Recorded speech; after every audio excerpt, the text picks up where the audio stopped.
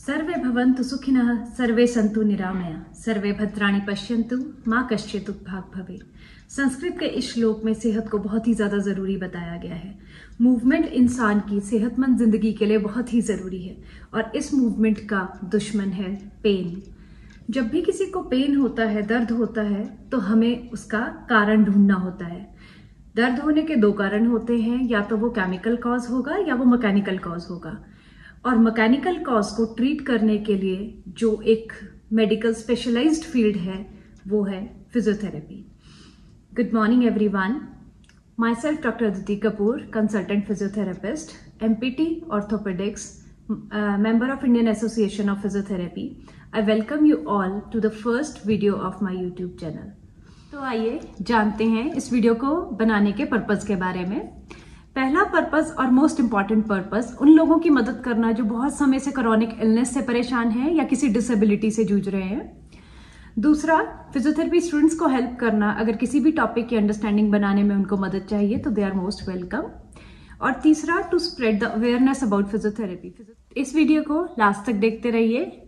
इस वीडियो को लास्ट तक देखने के बाद आप जान पाएंगे कि फिजियोथेरेपी क्या है, फिजियोथेरेपिस्ट कौन है, फिजियोथेरेपिस्ट को कब कंसल्ट करना है और रिहेबिलिटेशन और न्यूट्रिशन का फिजियोथेरेपी के साथ हैंड इन हैंड चलना अच्छी सेहत के लिए कितना जरूरी है। तो आइए जानते हैं फिजियोथेरेपी क्या है। फिजियोथेरेपी एक मेडिकल प्रोफेशन है जो पेन को रिड्यूस करने के साथ साथ में मूवमेंट और फंक्शन को रिस्टोर करती है, हेल्थ को प्रमोट करती है और अच्छी सेहत को लंबे समय तक मेंटेन करने में बहुत ही इंपॉर्टेंट रोल प्ले करती है। जब भी कोई इंसान लंबी इलनेस से जूझ रहा होता है या किसी डिसेबिलिटी से जूझ रहा होता है या किसी दर्द से परेशान रहता है, मैकेनिकल कॉज ऑफ पेन से परेशान होता है, तो फिजियोथेरेपी उसमें बहुत ही मेजर रोल प्ले करती है। अब जानते हैं who is a physiotherapist.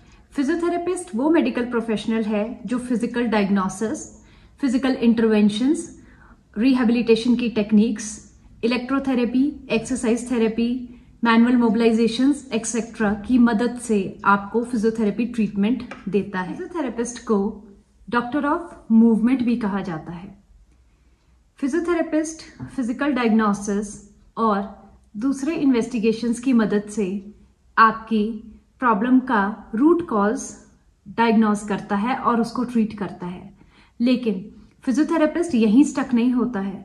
Physiotherapist ये इंश्योर करता है कि जो ट्रीटमेंट देकर आपकी प्रॉब्लम को सॉल्व किया गया है उसे हम लंबे समय तक मेंटेन कर सकें, यानी कि वो प्रॉब्लम आपको बार बार दर्द ना करे।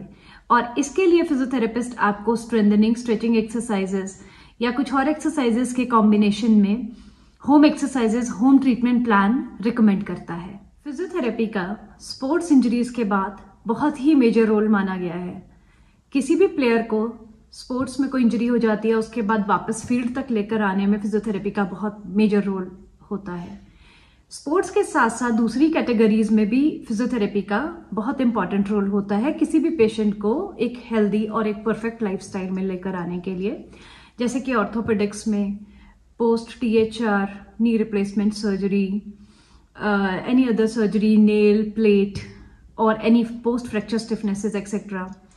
इसके अलावा कार्डियोपल्मोनरी एंड रेस्पिरेटरी में भी फिजियोथेरेपी का बहुत मेजर रोल है, जैसे अस्थमा पेशेंट्स में respiratory exercises etcetera. Post cardiac surgeries में भी फिजियोथेरेपी का मेजर रोल है। न्यूरो के पेशेंट्स में, जैसे स्ट्रोक के पेशेंट्स हैं या CP चाइल्ड हैं, सेरेब्रल पाल्सी से ग्रसित जो बच्चे हैं, उनके लिए फिजियोथेरेपी का बहुत मेजर रोल रहता है, उनको वॉकिंग, गेट ट्रेनिंग एक्सेट्रा देने में। वुमेन हेल्थ में फिजियोथेरेपी का बहुत ज़्यादा इंपॉर्टेंट रोल है, जीडियाट्रिक्स में, पीडियाट्रिक्स में। ये सब मेन कैटेगरीज हैं जहां फिजियोथेरेपी एक बहुत अहम रोल निभाती है, बहुत इंपॉर्टेंट रोल निभाती है। चलिए मान लेते हैं कोई मरीज जिसको सर्वाइकल है, उसको दर्द का सिम्टम है, चक्कर आ रहा है, बाजू तक दर्द फैल रहा है और वो मरीज जो है, वो पेशेंट जो है वो दवाइयों पर है। दवाइयों में वो पेन किलर्स ले रहा है, विटामिन D ले रहा है, कैल्शियम ले रहा है, चक्कर के लिए भी वो कोई दवाई ले रहा है।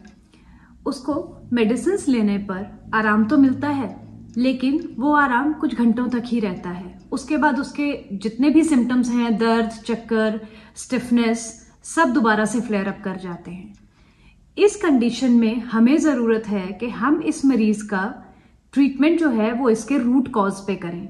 सर्वाइकल स्पाइन का जो पार्ट जहां नर्व इम्पिंजमेंट हो रही है, जो हमें डायग्नोसिस से पता लगता है, MRIs वगैरह से पता लगता है, तो बेसिकली हमें जरूरत रहती है कि हम उस पर्टिकुलर पार्ट पे काम करें जहां नर्व इम्पिंजमेंट है, और उस नर्व इम्पिंजमेंट को हम ओपन करने की कोशिश करें, जिससे पेशेंट के सिम्टम्स जो हैं वो उस समय भी चले जाएंगे, पेन रिड्यूस हो जाएगा, चक्कर आने बंद हो जाएंगे, और फिर एक्सरसाइजेस की हेल्प से हम उस पेशेंट की सर्वाइकल कंडीशन को जो है वो लॉन्ग टर्म तक मेंटेन करने में भी हेल्पफुल बन सकें उसके लिए। तो इसके लिए फिजियोथेरेपिस्ट सबसे पहले इलेक्ट्रोथेरेपी का ट्रीटमेंट उसको देता है। इलेक्ट्रोथेरेपी से हम उसकी स्वेलिंग को रिड्यूस करते हैं, इन्फ्लामेटरी कंडीशंस को रिड्यूस करते हैं, स्टिफनेस को कम करेंगे।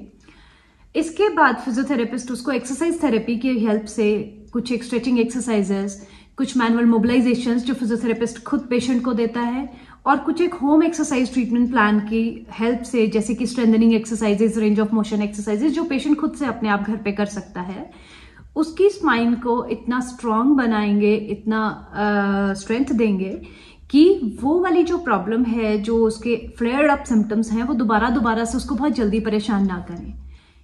तो दोस्तों, ये तो फिजियोथेरेपी का रोल था किसी भी प्रॉब्लम को ट्रीट करने में और हेल्थ को लंबे समय तक मेंटेन करने में। लेकिन फिजियोथेरेपी का एक बहुत ही मेजर रोल जो है वो किसी भी प्रॉब्लम को अवॉइड करने में, मतलब प्रिकॉशनरी रोल भी रहता है। फिजियोथेरेपिस्ट किसी भी इंडिविजुअल को पोस्चरल केयर, एर्गोनॉमिक केयर और डेली लाइफ में प्रॉब्लम्स को अवॉइड करने के लिए किस तरह की चीजें, किस तरह की प्रिकॉशंस रखी जाएं, उसके बारे में भी अवेयरनेस देते हैं, जिससे कि आप बहुत मेजर प्रॉब्लम्स से, मेजर इलनेसेस से बच सकते हैं। कुछ एक जनरलाइज्ड एक्सरसाइजेस भी रहती हैं जो कि प्रॉपर हेल्थ को मेंटेन करने के लिए बहुत यूजफुल होती हैं, जो अगर कोई करे, अपने वर्क स्टेशन पे फॉलो करे, या अपने घर पे भी थोड़ा समय अगर एक्सरसाइजेस के लिए निकालें, तो बहुत सारी ऐसी प्रॉब्लम है जिससे बचा जा सकता है। बहुत सारी मैकेनिकल प्रॉब्लम से हम लोग छुटकारा पा सकते हैं। अब बात करते हैं रिहेबिलिटेशन क्या है। रिहेबिलिटेशन एक प्रोसेस है जिसमें हम किसी भी पेशेंट की प्रिसीजन और एक्यूरेसी को इम्प्रूव करते हैं किसी भी स्किल की। मान लीजिए हमने रिस्टोर कर ली किसी पेशेंट की, कोई पेशेंट पैरालाइज्ड है, उसकी मूवमेंट हमने फिजियोथेरेपी से रिस्टोर की और उसको अब हम मेंटेन करने की भी कोशिश कर रहे हैं। लेकिन जो उस एक्टिविटी का प्रिसीजन है, उसकी जो एक्यूरेसी है, उसको अटेन करना, उसको बहुत ही नॉर्मल लाइफ में वापस लेकर आना, दैट इज रिहेबिलिटेशन। रिहेबिलिटेशन का फिजियोथेरेपी के साथ साथ बहुत ही मेजर रोल रहता है, क्योंकि मूवमेंट जितनी एक्यूरेट रहे उतना नॉर्मल रहता है और दूसरे जोड़ों पे भी उसका बैड इम्पैक्ट नहीं आता।